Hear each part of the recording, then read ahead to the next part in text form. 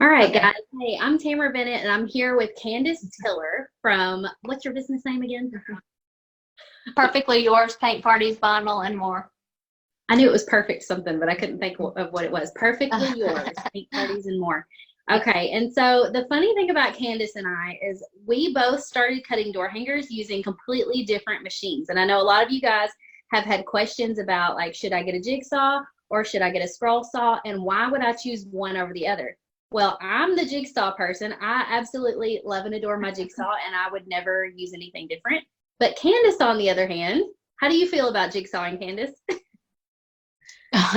Oh my goodness. I think I used that thing one time and it was it didn't go so well. And so you ended up using a scroll saw for all of your cutting for a long time, right? Yeah. Oh yeah. So what would you say you like about the scroll saw? Like, why would you tell somebody it's so great? If especially cutting on MDF, it cuts like butter. It's like when you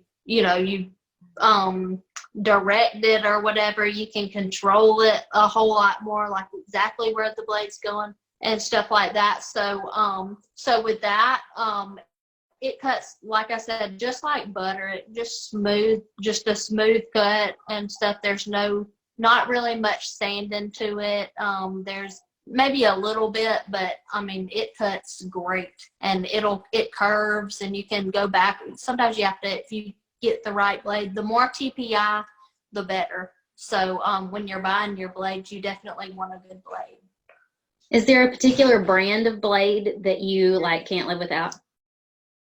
I wouldn't say that I have a particular blade. I know that it was at Home Depot. I can't exactly remember the exact. Is it Bosch? I've heard that one, and I've heard something called the Flying Dutchman. Have you heard of those Flying Dutchman blades? I'm not. They're supposed to be really good. Not 100% sure. I don't think it really matters. I think there's a oh geez. I just know the more TPI, that's teeth per inch. Is that right? Teeth or tips per inch, sure. either one works. Tips, It's the same thing with jigsaw blades. Yeah, I'm not 100% sure, but anyways, the more teeth or tips or whatever it is, I think the smoother the cut's gonna be. So if I think we stuck to about 22 to 24, and then like I said before, you can get a 360 blade, and that'll have a blade on both sides to where you can go frontwards and backwards in the same without having to turn the blade around. So it allows you to just kind of like quickly pivot and go in a completely different direction without having to stop and reposition. Right. Oh, that's great. Right. Whereas the jigsaw only has teeth on one side of the blade. And so if we want to stop and go a different direction, a lot of times we have to pull back and kind of like pivot and rotate, and it's a little bit clunkier. But so let's talk about like pros and cons of the jigsaw versus the scroll saw. I feel like I'm just going to speak from the jigsaw's perspective. I feel like pros for jigsaw are that it's quick and easy to maneuver. Like for me, I don't have any trouble, handling it. It's nice and lightweight, and I can kind of like start and stop anywhere on the door hanger that I want to. But like cons, a lot of times it can rattle and be hard to manage, and sometimes your wood will start bouncing up and down, and people complain about that. And then of course, if you don't get the right blade, it's the same thing with the scroll saw. I'm sure if you don't get the right blade, you're going to have a hard time. And it's the same thing as far as you want at least 20 tips per inch or teeth per inch or whatever it is on your jigsaw blade as well. So what would you say are pros and cons of a scroll saw? I don't, like I said, I don't really know much about the jigsaw and stuff, but on a sewing machine, it has like a little thing or whatever that you put your material up under, and it kind of does that. Well, the scroll saw has that too, and you can lower it down. So I don't know if that like makes it more steady or holds it a little bit more or what. But anyways, but it's just smooth. You just glide it and everything. If it gets if you get like a pointed mark where it's supposed to, all you do is back it up and just go again. I mean, it's real easy to like maneuver and stuff. And like, you can get in, I mean, tight spaces. You can get in, you know, holes and stuff. You know, like I think you can get in tighter spaces. You know, maybe with the scroll saw than with the jigsaw, but I'm not 100% sure.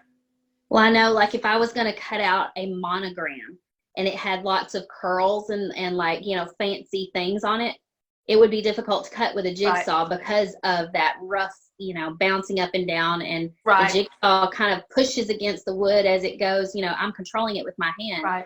And so, whereas the scroll saw, like you said, it reminds me of a sewing machine, actually, because just like a needle in a sewing machine stays in one place, the blade in a scroll saw does the same thing, and you control the material. You just control the wood. Yeah. You can cut more delicate things that way, I think. So what do you do if you have to cut out something like in the middle of a door hanger, like cut out like a little, you know, not just around the outside edge of the door hanger, but a little space in the middle? Yeah. What me and my husband did was we have like, you can get either like a Dremel, I think is the, it's like this long thing. It's like that wide, and it has the little blade like that. It's just a circle blade. You can get a drill or whatever, and you just drill a hole. This, for instance, like this right here, like that hole right there. All you would do is put a hole right in the middle of it. Remove your blade and then put this down. Yeah. And then put the blade through it like that. And then it will allow you to cut the little slit like in his pants right there. And then whenever you get done cutting it, all you do is remove the blade, and then you can sand it or whatever. If you had anything, you know, that didn't cut very smooth or whatever, you could just sand it, and there it goes. But you said you didn't even have to do very much sanding on yours, do you? Especially using the MDF. Yeah, we didn't. Yeah, some of them, like the MDF, I always sanded, but a lot of them, my husband helped me on the weekends. If I have a lot of parties coming up or whatever, he would help me and stuff, and he got really good on it to where I didn't really even have to do it. But it's just like everything else. The more you do it, the better you get. So I'm sure if I tried more on the jigsaw and everything, I would get better at it. But we did this for about 6 months. We used it for every party. So, do you operate your scroll saw standing or sitting?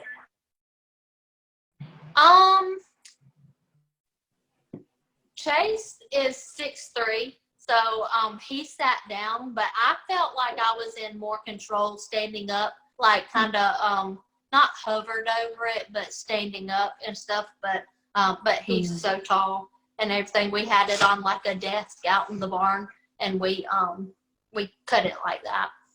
Well, the reason I ask is, you know, with a jigsaw, a lot of times you have to do lots of bending over in this type of a motion to be able to see what you're cutting and get, you know, the right angle.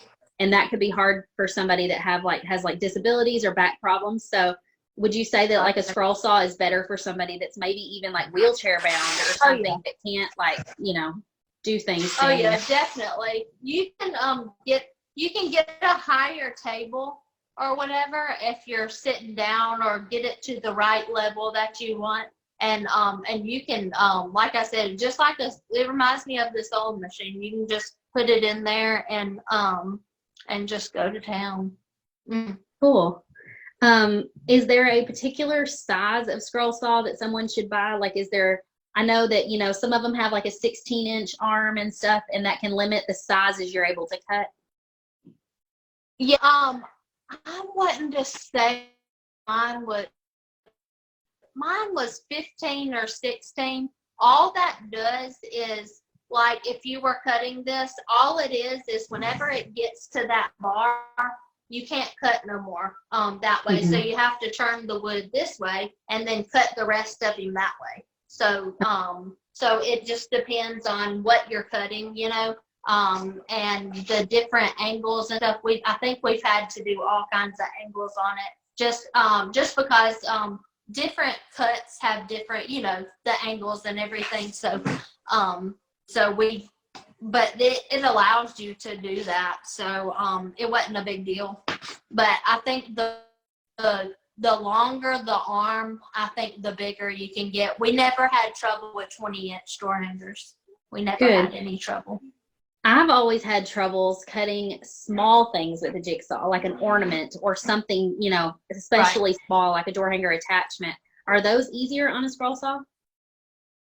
I think they are. We didn't cut a whole lot, just for the time that we was doing it. I can't exactly remember cutting a bunch of tiny things. We are just. I'm sorry, my husband's washing the windows. That's okay. I can barely hear it. Oh my goodness. I can't 100% remember little ones, but I know like the big, oh man.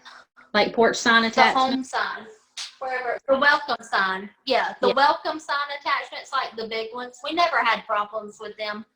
We cut a lot of them and everything. And like I said, it's little, like the sunflower where you go in like in the points and everything like that. Like we never had problems with it.